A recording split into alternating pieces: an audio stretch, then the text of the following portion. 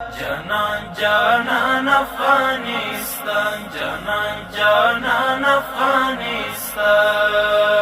د ریاست الوزرا اقتصادي مرستیال محترم ملا عبدالغني برادر اخوند نن شنبه د روان مریض کال د سنبلې میاشتې په 11مه نیټه په خپل کاري دفتر کې په کابل کې د ایران له سفیر ښاغلي حسن کاظمي قومي سره وکتل. په دغه لیدنه کې د ریاست الوزرا پر اقتصادي مرستیال سربیره د اقتصاد وزارت سرپرست قاری دین محمد حنیف او د اطلاعات او فرهنګ وزارت سرپرست ملا خیر الله خیرخوا هم حضور درلود چې پکې پر سیاسي او اقتصادي مسایلو همدارنګه مختلفو برخو کې پر دوه اړخیزو همکاریو خبرې وشوې. محترم ملا صاحب د دغه لیدنې پر مهال ایراني لوري ته وویل چې افغانستان د هیڅ هیواد په کورنیو چارو کې لاسوهنه نه کوي او نه بل چاته د حق ورکوي چې زموږ په کورنیو چارو کې مداخله وکړي. محترم ملا صاحب زیاته کړه له لسیزو جګړو وروسته په افغانستان کې خپلواک واحد نظام رامنځته شوی او د سیمې او په ځانګړي ډول له ګاونډیو هیوادونو سره سیاسي او اقتصادي اړیکې پراخې شوې دي. محترم ملا صاحب وویل پکار ده چې د یادو اړیکو د لا پیاوړي کېدو په موخه ایران او نور ګاونډي هیوادونه اساسي ګامونه واخلي او بل چاته دا فرصت په لاس ورنه کړي چې دغو اړیکو ته زیان ورسوي. په کابل کې د ایران سفیر ښاغلي قومي د خپلو خبرو پر مهال وویل ایران د تاریخ په اوږدو کې د افغانستان ښه ګاونډی پاتې شوی او د دواړو هیوادونو د سیاسي او اقتصادي ګټو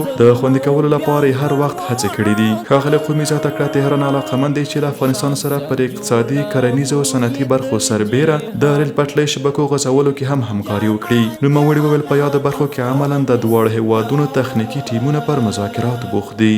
جانان جانان افغانستان، جانان جانان افغانستان.